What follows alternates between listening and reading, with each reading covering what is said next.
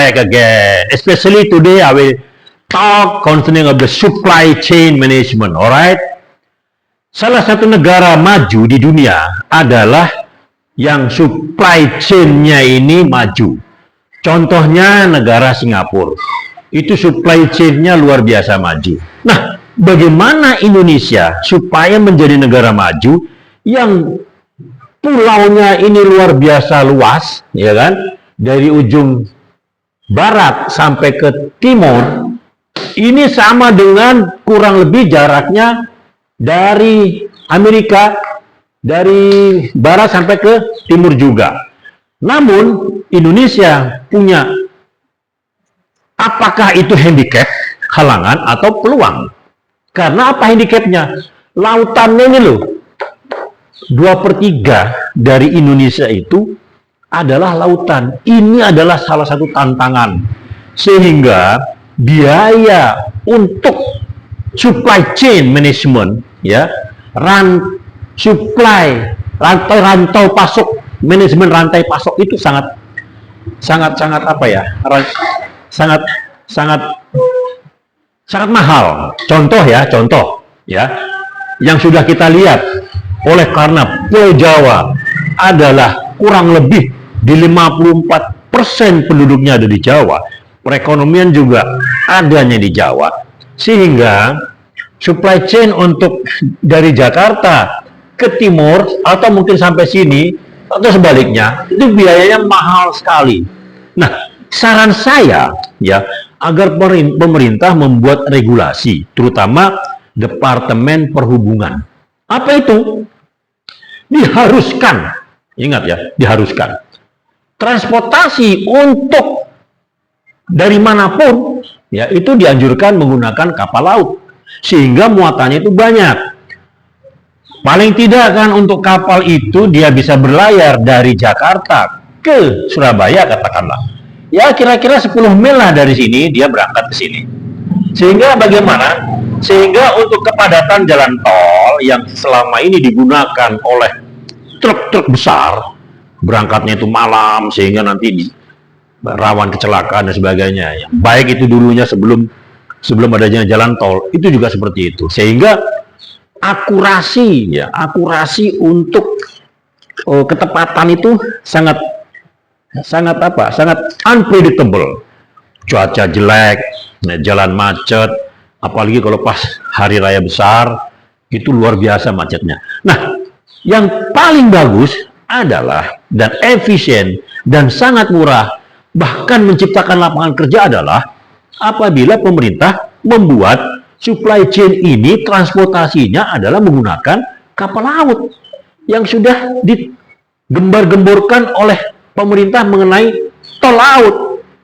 Tol laut ini kan dari Jakarta atau seluruh Indonesia ini sudah ada yang namanya PELNI itu jurusan kemana-mana. Nah, mengapa kita tidak menggunakan kapal laut? Untuk daerah utara Jawa maupun daerah bawah juga menggunakan kapal laut. Paling tidak 10 mil dari daratan, kapalnya itu berlayar seperti ini.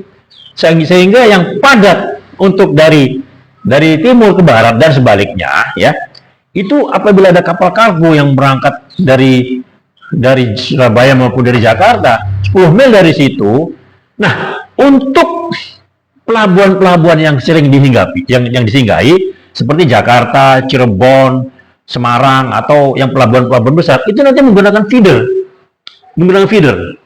Sehingga mereka kapal besar ini bisa berlabuh di sini untuk feedernya maju ke sini untuk memuat yang dari Semarang maupun ke Surabaya atau sebaliknya. Seperti itulah. Demikian juga nanti selanjutnya terus ke Pulau Sumatera di ujung.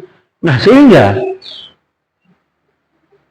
pelaut-pelaut yang selama ini banyak standby, saya tidak mengatakan pengangguran. Mereka bekerjanya ke luar negeri, ada yang kemana, ke Qatar, ada yang ditawari ke Afrika Selatan, sebagainya. Nah, apabila ini tercipta, pemerintah menciptakan regulasi, ya, sehingga menggunakan kapal laut, itu saya yakin bahwa transportasinya itu menghindari kemacetan, atau apabila memang pemerintah bisa menciptakan kereta barang, tapi kan tidak mungkin. Tidak mungkin, biayanya mahal. Karena apa? Infrastruktur jalannya juga mahal. Kita harus menyiapkan lagi mungkin double track dari sana. Nah, apabila menggunakan kapal laut, baik itu nanti untuk kawasan selatan dan juga kawasan utara, langsung ke atas, itu menggunakan kapal laut lebih murah. Mungkin ya waktunya agak sedikit lama, mungkin juga tidak apa-apa. Namun bisa muat barang banyak.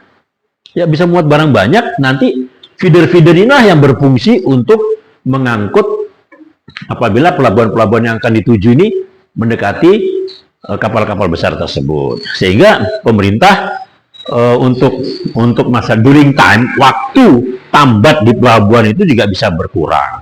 Karena kan yang namanya supply chain ini kita bicara nomor satu supply, ya, supply.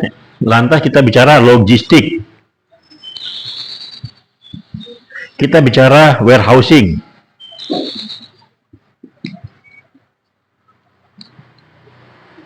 ya, dan kita bicara nih masalah apa lagi? Loading and unload.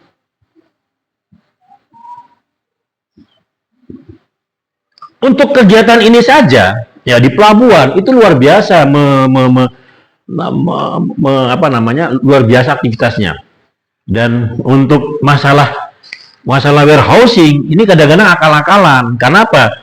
Disinilah letaknya mafia barang itu. Dwelling time kita itu agak lambat dibandingkan negara-negara lain. Especially kalau kita bicara masalah ini adalah di ASEAN. Itu Singapura. Singapura itu bisa maju karena supply chain-nya itu juga maju.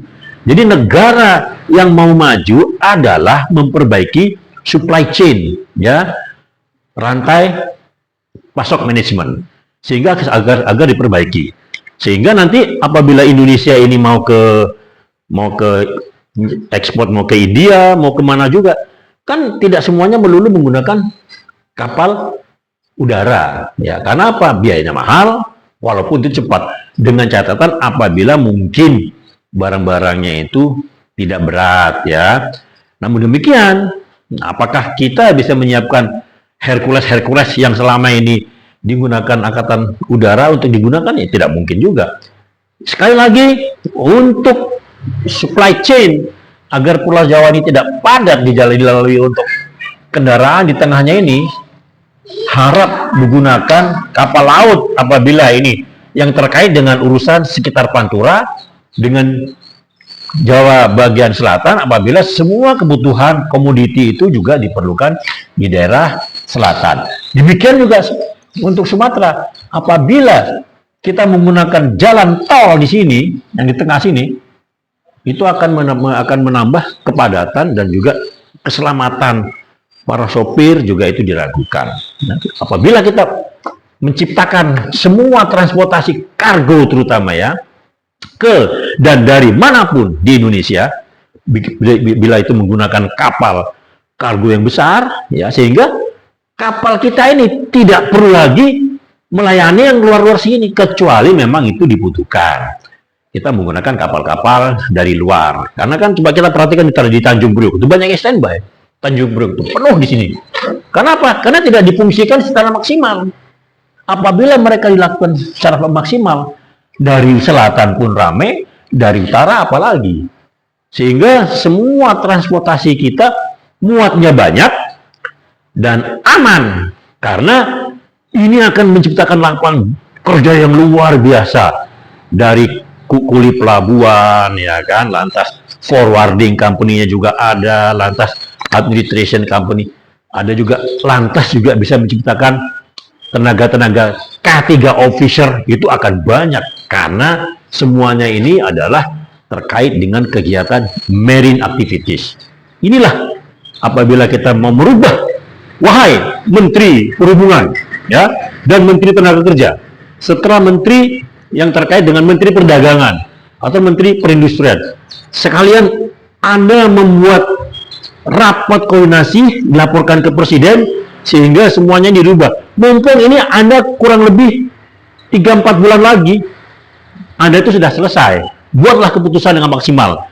Buatlah kepres atau perpres yang untuk jangka pendek ke depan ini. Setelah itu Anda kan demisioner untuk menjabat sebagai menteri. Sekian dari saya. Mudah-mudahan Indonesia maju supply chain-nya dan negaranya juga akan maju. Terima kasih. Bye-bye.